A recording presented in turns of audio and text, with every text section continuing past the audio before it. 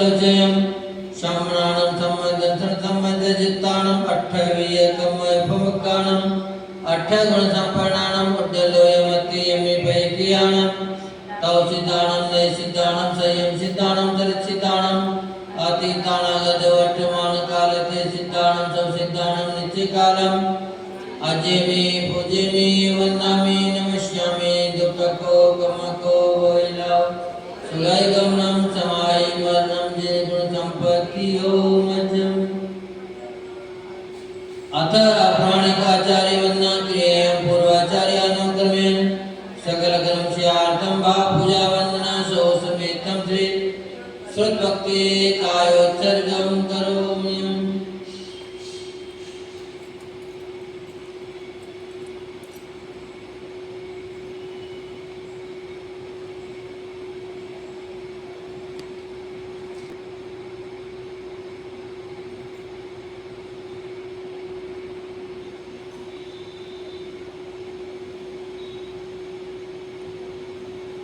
कोटे शतं द्वादशैव कोट्यो लक्षाणशेदस्त्रधिकानि चैव पञ्चाशदशोत्तरसहस्रसङ्ख्यामेतच्च पञ्चपदं नमामि आर्यान्तवास्यत्तं गणहरदेवमन्त्रियं सम्मं पाणिमानिवर्तजित्तो सुदृढानमव्यं शिरसा इच्छामि वन्ते सुभक्तिकतसालोचयम् अंगो अंगो पायणे कोडे परिमासुत परिमाण योगा ओभगय चोलिया चे बेसुते तिदमकाय नित्य कालम अजे में पूजे में वंदामे नमस्यामि दुःखको कमको वैलाव सुगय गमनम समाहि मरणम जन गुण संपत्तियो मज्जम अथ प्राणिकाचार्य वंदना क्रियायां पूर्वाचार्यानुक्रमेण सकल कर्म स्यार्थं भावपूजा वंदना सो समेतं श्री आचार्य भक्ति कायोत्सर्गं करोमि।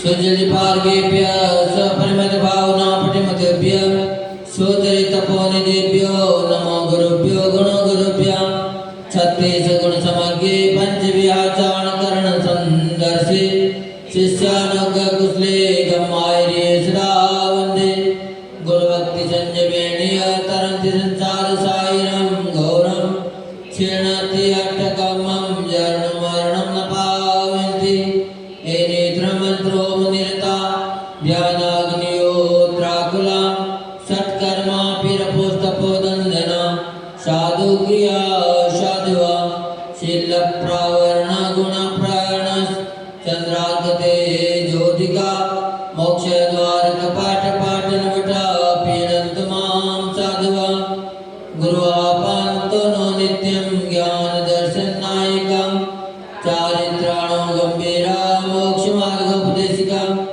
इच्छामि वन्ते आयुर्वेदिकदशालोचयम् शम्राणं सम्मदन्तं सम्मजजित्ताणं पञ्चव्याचारणम् आयर्याणम् आयारादिसुदृढाणोपदेशियाणम् उवज्जायाणम् तीर्याणि गुणपालनयाणं सर्वसारणं श्रियानित्यकालम् अजेमि पूजेमि वन्दामि नमस्यामि दुःखको कमको वैलाव सुगय गमनं समाहि मरणं जन गुण संपत्तियो मज्जम् श्री आदिसागर आचार्य ब्रह्मचार्य विभूषितं बीजमात्रकं ज्योतिर्विधिन्यायकं गम्यं निमित्तज्ञं बुधे पूज्यं सर्वसंगविदूरितं प्रभावशालिनं धीरं वन्दे त्रिगुणभक्तितं वन्दे श्री महावीर कीर्ति सुगुणं विद्यार्थिपारप्रदं काले द्यापितपोनिभिद गुणगणे पूर्णं पवित्रं स्वयं नग्नत्वाद्वाविंशति परिचयर्भग्नो नयो योगिराट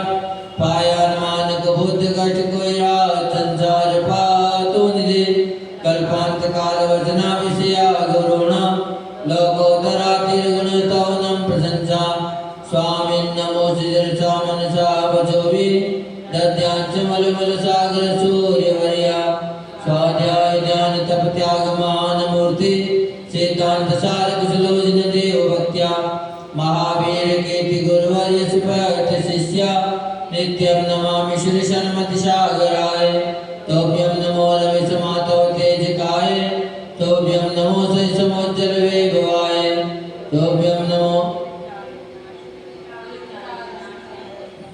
विराग स्वक्ताय तोभ्यं नमो परम रूप दिगंबराय तोभ्यं नमो सुजिन शासन वर्धनाय तोभ्यं नमो गुरु विराग सुनंदनाय तोभ्यं नमो गुरु विमर्शयतीश्वराय तोभ्यं नमो गुरु विमर्शयतीश्वराय तोभ्यं नमो गुरु विमर्शयतीश्वराय हे स्वामी देवता जितनी बोल बड़े सुमरित करें मंचा बच्चा करने का मध्य हाल में आगे अल्तरागन जैसे कोई भी नचिया प्रमाद जन्म जागरण सपने से ज्ञाता ज्ञात भाव नचकर मधुकर मधुकार अनाचार उत्तर देश रघुनाथ तान चिंता राशि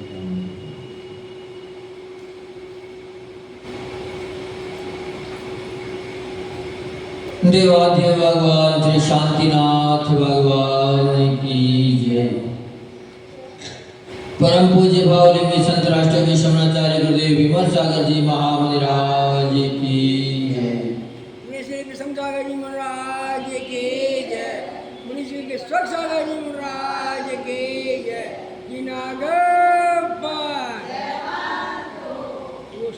जय हो जय हो जय हो जय हो जय हो भगवान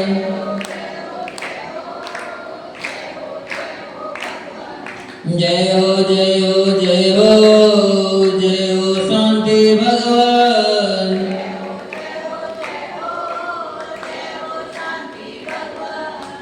हम आए हैं द्वार तुम्हारे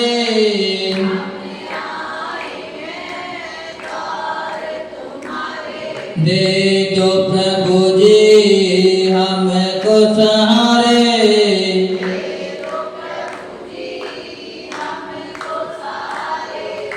शांतिनाथ भगवन भगवन भगवन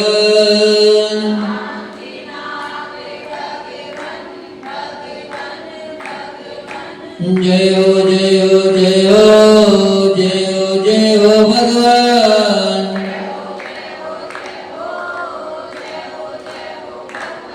छवि भी तेरा गी प्यारे प्यारे लागे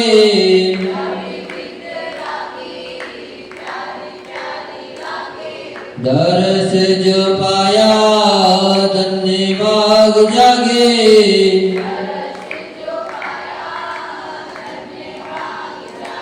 चरणों करो नमन नमन नमन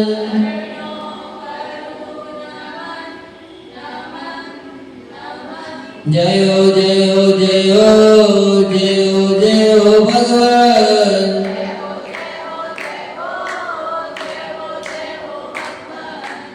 सर्वज्ञ स्वामी शरण में आया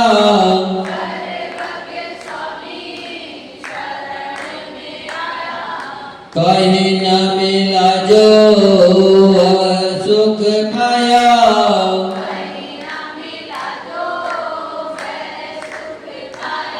हर्षित हुए नयन नयन नयन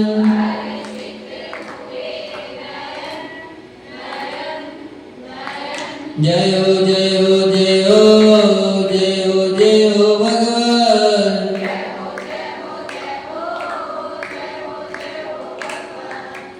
हित उपदेशी आप कहते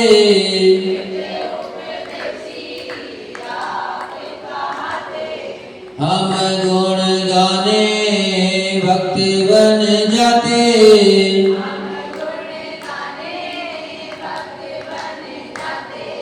छोड़ो न अब चरण चरण चरण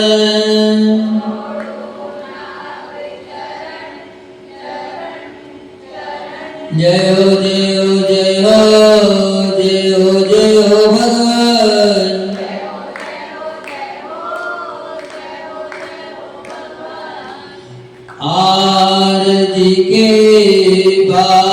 कहते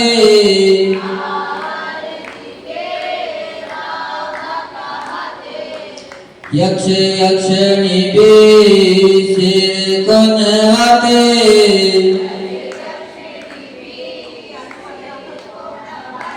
झुकते मुनिगण मुनिगण मुनिगण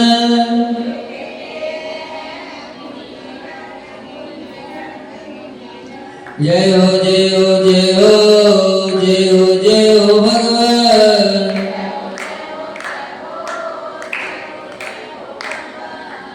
दुखिया हो कोई द्वार से आए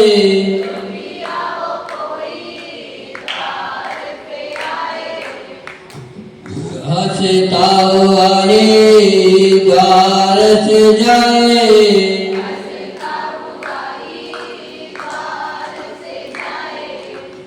श्रद्धा हो पावन पावन पावन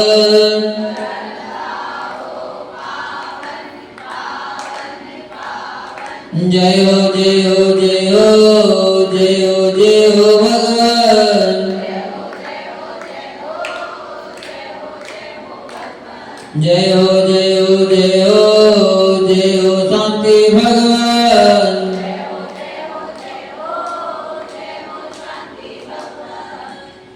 जय हो देवादेव भगवान श्री शांतिनाथ भगवान की जय। परम पूज्य भावलिंगी संत राष्ट्र की श्रवणाचार्य गुरुदेव विमल सागर जी महाराज की जय।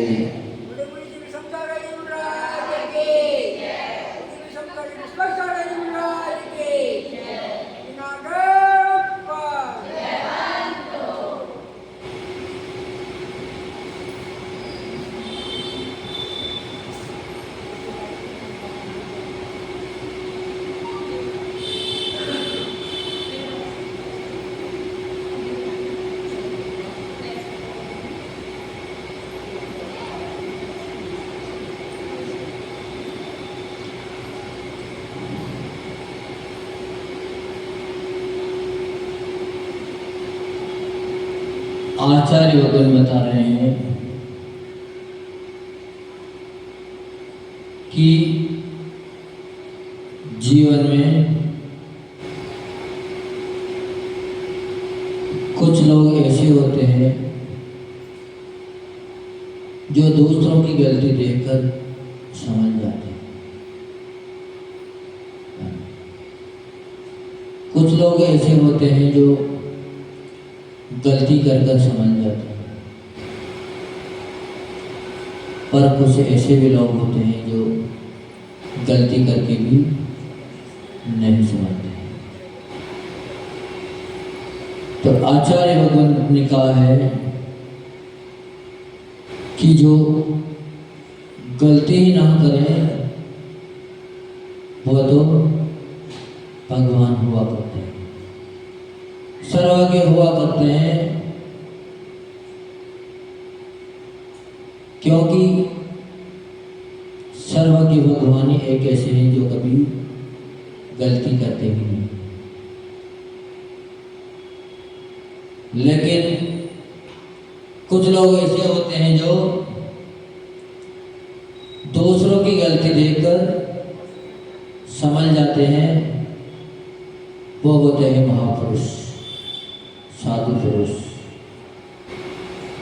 और जो गलती करके सुधर जाते हैं वो होते हैं इंसान। पर जो गलती करके भी गलती पे गलती करके जाते हैं लेकिन सुधार बिल्कुल नहीं करते हैं, वो होते हैं शैतान। तो चार तरह के संसार में जीव रहते हैं। अब देखना यह है कि वास्तव में अपन इन सभी में से कौन सी श्रेणी में आते हैं, क्योंकि अपन भी संसार में है और अपन भी कुछ न कुछ दिन भर में करते रहते हैं। तो आचार्य भगवान ने यहाँ लिखा है कि वैसे तो देखा जाए तो दंड से पूर्व ही व्यक्ति को सचेत होना जाना चाहिए। हे चेतना, तू क्यों नहीं चेतता? क्या कुछ उपाय करना पड़ेगा तेरे लिए? कब चेतेगा, कब मोह निंद्रा से जागेगा? अरे चेतन, तू इतना कठोर क्यों हो गया? धिक्कार है तेरी ऐसी नादानी को।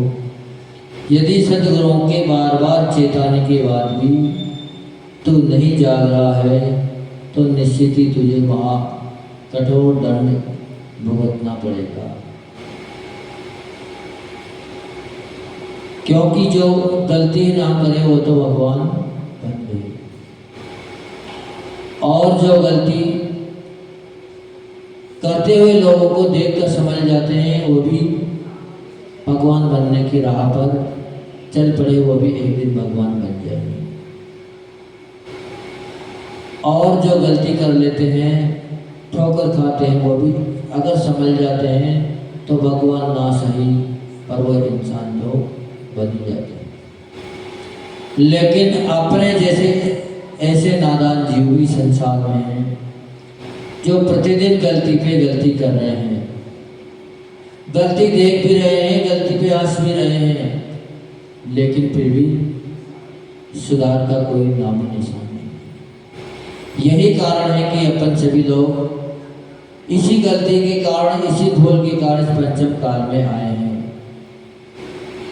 क्योंकि पंचम काल में वही जीव जन्म लेता है जो गलती पे गलती करता जाता है लेकिन फिर भी समझता नहीं, गलती का एहसास ही नहीं होता है।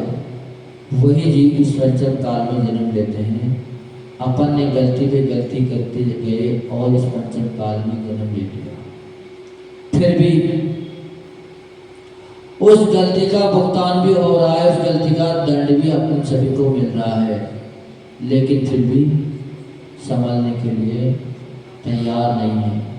फिर भी उसी ही मोह माया राग द्वेष में अपन प्रतिदिन उलझे जा रहे हैं, उलझे जा रहे हैं। कल यहाँ पर उपाध्याय परमेष्ठी ने संस्कार करे थे बच्चों के साथ साथ बड़ों को भी उन्होंने कुछ यज्ञोपवीत वगैरह मिलाई थी। क्यों? क्योंकि वो तो वैसे तो उन्होंने कहा था कि बच्चों के संस्कार करने हैं, लेकिन जब उन्होंने देखा समझा कि यहाँ तो बड़े भी बच्चे से कम नहीं हैं, हाँ? बच्चे तो फिर भी एक बार बताने पर समझ रहे हैं, लेकिन यहाँ तो बूढ़े भी बच्चे हो रहे हैं और उन्होंने शिक्षा भी दे दी, यज्ञोपवीत भी पहना दी, फिर भी ये नहीं पूछा कि ये किस लिए पहनाएंगे ये बात, इसका क्या करना है। फिर हमारे पास आ जाए कि महाराज जी कल उन्होंने, महाराज ने हमें ये पहना दी, इसका क्या करना है। मैंने कहा भैया ये तो उन्हीं से पूछते तुम, हमने तो पहना ही नहीं आपको, तो क्या इसको हम जेब में रख सकते हैं। मैंने कहा जेब में रखनी होती थी फिर वो हाथ में देते थे, तुम्हारे गले में क्यों पहना है उसने। तो यानी कि अपन सभी लोग जानते हुए भी जानना नहीं चाह रहे, समझते हुए भी नहीं समझना चाह रहे। ये तो उनको भी पता था कि ये क्यों पहनाई जा रही है हमें, पर उस समय कि अगर मना कर देंगे तो यहाँ 10 लोग बैठे हैं, अभी क्या कहेंगे, वो सीधी सीधी हमसे कह देंगे तो हम क्या जवाब देंगे। तो नियम तो ले लिया, लेकिन फिर भी नियम की पालना के भाव नहीं हुए, उसको घर जाकर उतारने के भाव होंगे। तो जब गलती पे गलती आप करते जाओगे तो फिर आप इंसान कैसे बन सकते हो।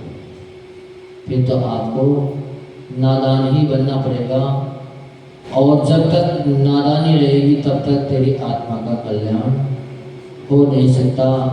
तो आज पंचम काल में जन्म ले रहा है और आने वाले छठे काल के लिए भी तुझे तैयार रहना होगा। तो इसलिए निश्चित ही छठा काल जब ना आ जाए, उसमें जन्म लेने का पुरुषार्थ ना हो, उसके पहले ही अपने को समझ जाना चाहिए कि आचार्य भगवान कह रहे हैं कि कम से कम ठोकर खाती का तो तुम समझ ही जाओ। तो यानी कि उन्होंने यज्ञ पोत पहनाई थी किस लिए?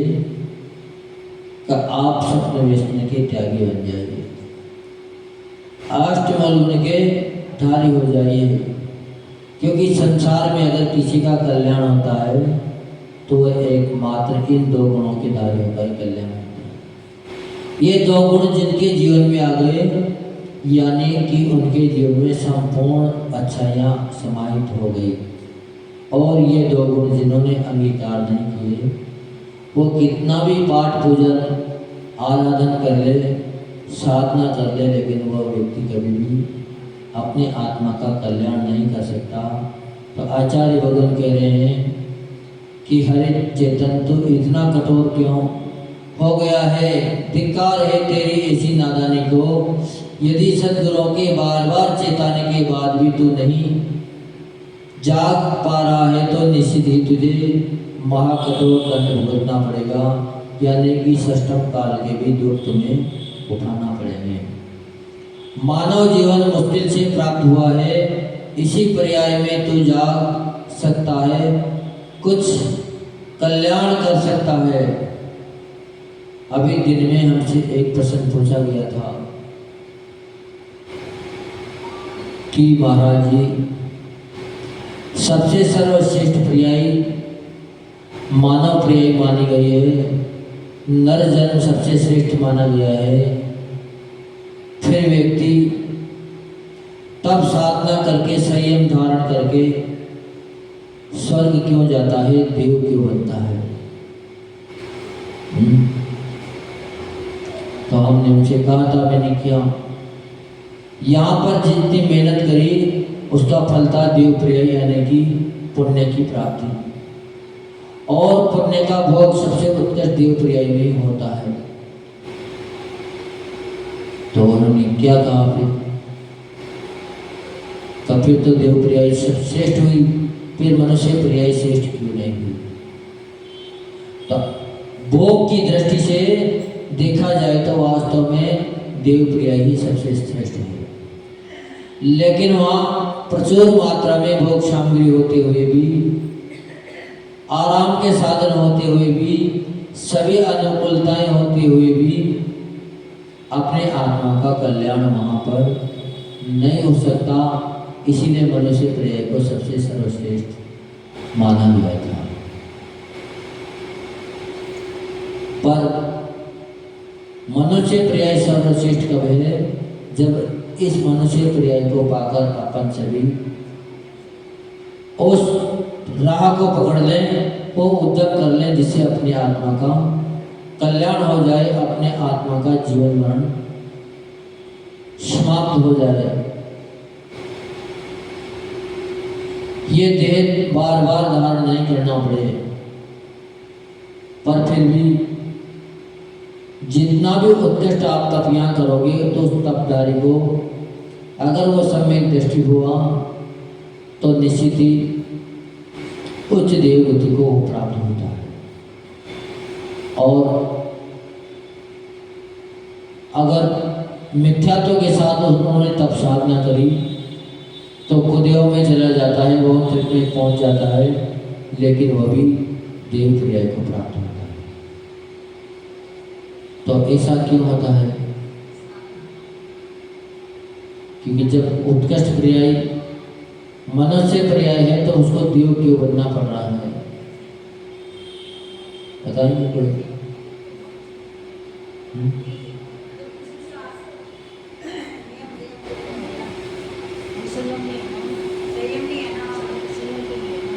मनुष्य पर्याय को श्रेष्ठ बताया गया है, लेकिन देव पर्याय में उस जीव को इसलिए जाना पड़ेगा क्योंकि उसने इतना पुण्य इकट्ठा कर लिया, इतना पुण्य इकट्ठा कर लिया कि इतनी भोग की प्रचुरता इस मनुष्य पर्याय में नहीं हो सकती। कितना भी आप पुण्य का भोग कर लीजिए, लेकिन फिर भी उतना भोग यहाँ मनुष्य पर्याय में किसी भी हालत में आप नहीं कर सकते। पर देव पर्याय में सागरों पर्यंत वह सुखी रह सकता है, सागरों पर्यंत वह धर्म ध्यान में जुटा रह सकता है। इसीलिए पुण्य के महात्म्य के कारण ही वह देव पर्याय में व्यक्ति पहुंच पाता है। मानव जीवन मुश्किल से प्राप्त हुआ है, इसी पर्याय में तो जाग सकता है, कुछ कल्याण कर सकता है, लेकिन वहाँ इतनी भोगों की प्रचुरता होने के बाद भी वह जीव जाग ही जाए, वो अपना कल्याण कर ही ले, ये कोई जरूरी नहीं है। इसके बाद फिर अवसर मिलना अत्यंत दुष्कर है। नरक निगोद तिर्यंच पर्याय के परिणाम में महान दुख भोगना पड़ेगा। इसलिए हे आत्मन तो शीघ्र जाग जा, कर्म बंध का महादंड तुझे निर्धारित होने से पूर्व ही सन्मार्ग पर अक्षर हो जा, तो निश्चित ही अपने को महत्व समझना चाहिए, क्योंकि उसमें सप्तव्यसन की बात आई थी।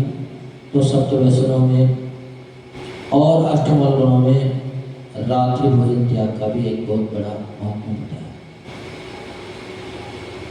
पद्म पुराण में एक उदाहरण आता है लक्ष्मण का, कि जब लक्ष्मण ने वनमाला से शादी कर ली थी, जंगल में थे, तो जब वहां से छोड़कर वह आगे बढ़ने लगे तो वनमाला ने कहा था कि आप हमें साथ ले चलिए। तो लक्ष्मण ने मना कर दी थी कि अभी हम यहाँ से नहीं ले जा सकते, पर जब हम वनवास से वापस जाएंगे तब निश्चित ही आपको अपने साथ ले जाएंगे। तो वनमाला ने क्या कहा था कि वापस हमें लेने आओगे ही, इसका क्या प्रमाण है? तो लक्ष्मण ने कहा क्या कि अगर हम आपको लेने ना आए तो मुझे रात्रि भोजन का पाप लगे। यानी कि रात्रि भोजन की इतनी बड़ी महिमा थी। उसकी शपथ लेते ही उनको यह निश्चित हो गया कि अब ये कभी भी ऐसा नहीं हो सकता कि हमें लेने ना आए, क्योंकि रात्रि भोजन एक नरक निगोद का द्वार है।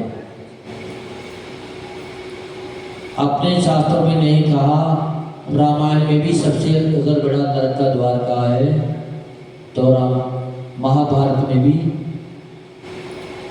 रात्रि भोजन को ही महानरक का द्वार कहा है।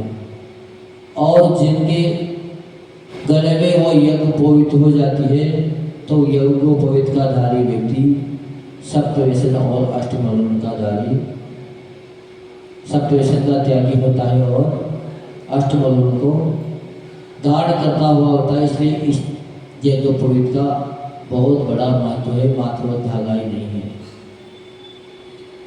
ब्राह्मण कहलाए तो इस मात्र एक यज्ञोपवीत के कारण ही ब्राह्मण कहलाए। कई बार जाति से जो ब्राह्मण लोग हैं वो कह देते हैं कि आपके यहाँ जनेऊ क्यों पहनी जाती है, जनेऊ का हक तो हमारा है, ये गोपवीत तो ब्राह्मण पहनते हैं, आप क्यों नहीं, क्यों पहनते हो? तो पहले अगर यज्ञोपवीत कोई पहनते थे तो जैन ही सबसे पहले यज्ञोपवीत पहनते थे। लेकिन अपन ने तो परंपरा को बदल दिया, लेकिन ये वो परंपरा उनके यहाँ अब भी चालू है। सभी पहले जनेऊ पहनते थे। तो धागे को केवल मात्र गले में डालने का नाम यज्ञोपवीत नहीं है। यज्ञोपवीत का बहुत ही बड़ा महत्व है। इसलिए निश्चित ही कोई भी कार्य करें, लेकिन कार्य करने से पहले उसकी जानकारी जरूर लें। आपने यज्ञोपवीत धारण कर ली, पहन भी ली, लेकिन अगर उसकी पालना नहीं हो रही तो फिर वो आपको सुगति में न ले जाकर दुर्गति में भी ले जा सकती है। इसलिए कभी भी, वैसे तो नियम सभी को लेना चाहिए, व्रत दान सभी को करना चाहिए, लेकिन बिना जानकारी के भी कोई भी कार्य नहीं करना चाहिए। बिना जानकारी के जो व्यक्ति कार्य कर लेता है वो बाद में फिर पछताता है। उसके हाथ में कुछ नहीं मिलता है, मेहनत तो हो जाती है लेकिन फल बिल्कुल भी नहीं मिलता है। इसलिए निश्चित ही व्यक्ति को व्रत नियम ग्रहण करने के पहले उसकी जानकारी जरूर करना चाहिए। ऐसा नहीं कि देखा देखी में अपन ने व्रत ग्रहण कर लिए। व्रतों का बहुत बड़ा महत्व हुआ करता है, तो इसलिए निश्चित ही अपने को वैसे तो भगवान बनना चाहिए ताकि कभी कोई गलती ही ना हो, लेकिन भगवान ना बन पाए तो कम से कम दूसरों की गलती को देखकर तो आप सुधर ही जाएं, ताकि भगवान ना बन पाए लेकिन महापुरुष तो साधु पुरुष तो आप बन जाए। फिर भी अगर इतनी भी शक्ति ना हो तो गलती करके तो कम से कम सुधर ही जाना चाहिए ताकि हम इंसान तो बन जाए। पर अगर गलती से गलती करके भी नहीं सुधरेंगे तो निश्चित ही फिर दंड भुगतने के अलावा हमारे पास कुछ भी नहीं रहेगा। तो आचार्य भगवान ने के बता दिया कि 3 कार्य तक भी आपको छूट है, लेकिन अगर 3 बार भी आप नहीं समझे तो फिर चौथी बार आपको कोई भी चांस नहीं मिलेगा। आपको निश्चित ही दुर्गति का पात्र बनकर इस संसार में ही घूमना पड़ेगा। तो निश्चित ही भगवान के आचार्य भगवंतों के द्वारा बताई हुई सीख को अपन सभी अंगीकार करेंगे और अपने जीवन का उत्थान कल्याण करेंगे। जो परम पूज्य बाहुलेंगे संत राष्ट्रीय समाचार्य गुरुदेव विमल सागर जी महामंडराज की। आचार्य भगवान ने दंड से पूर्व सचेत होने के लिए कहा है कि दंड का ना मिले इसके पहले आप सचेत उत्थान हो जाए। बहुत बढ़िया, इनका उत्तर सही है।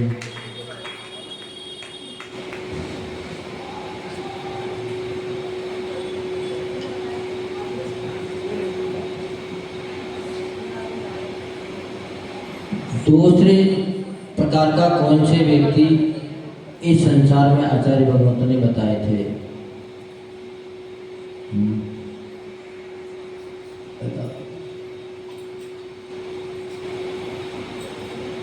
जो गलती करके सुधर जाते हैं, नहीं बैठ जाइए, बताओ माँ।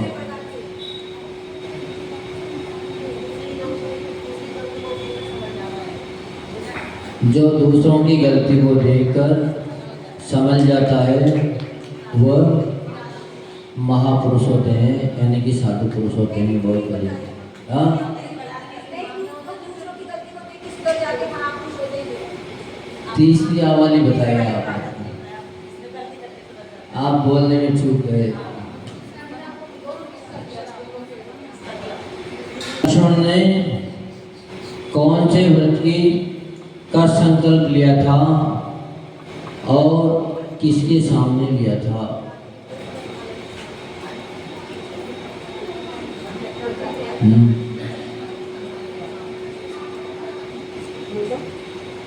बताओ।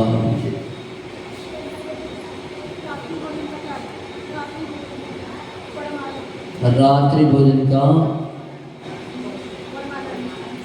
संकल्प लिया था तो किसके सामने लिया था?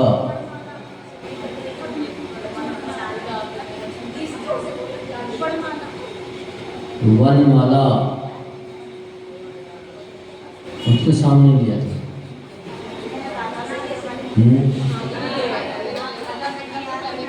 सही है। उसके सामने नहीं लिया था वैसे।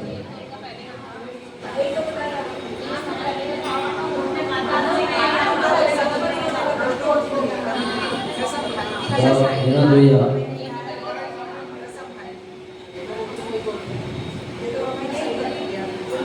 वनमाला के सामने लिया था।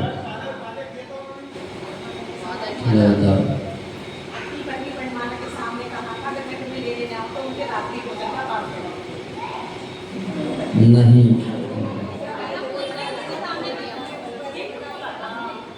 प्रसंग को आप समझिए, पहले प्रसंग पूरा समझना चाहिए। ने किसके सामने लिया था?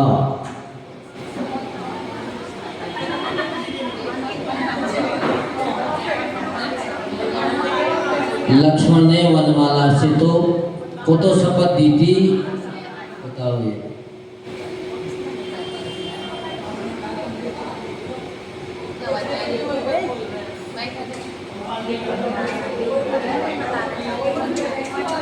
वनमाला से व्रत के लोग दर्शन करने आते हैं।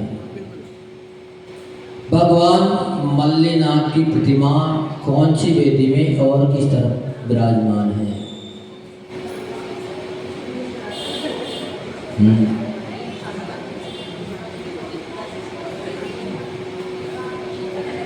बताओ। हाँ, शांतिनाथ की वेदी में है। और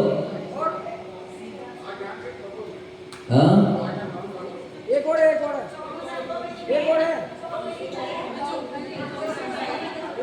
पारसनाथ की साइड में विराजमान है। बहुत बढ़िया। हाँ? 24 के नहीं पूछी ने पर हमारा प्रयोजन तो समझ में।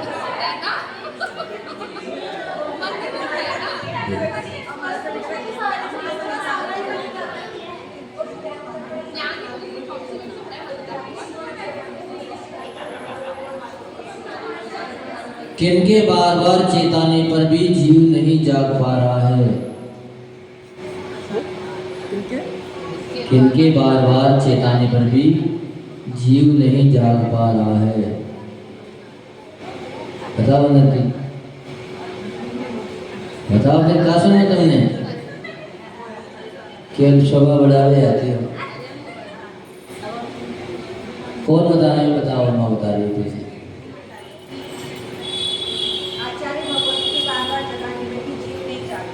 सदगुरुओं के बार बार जगाने पर भी जीव नहीं जाग पा रहे। बहुत ही सरल प्रश्न है ये भी तुमने। बहुत बढ़िया। दे दो। हो गए 5%। चलो बहुत बढ़िया।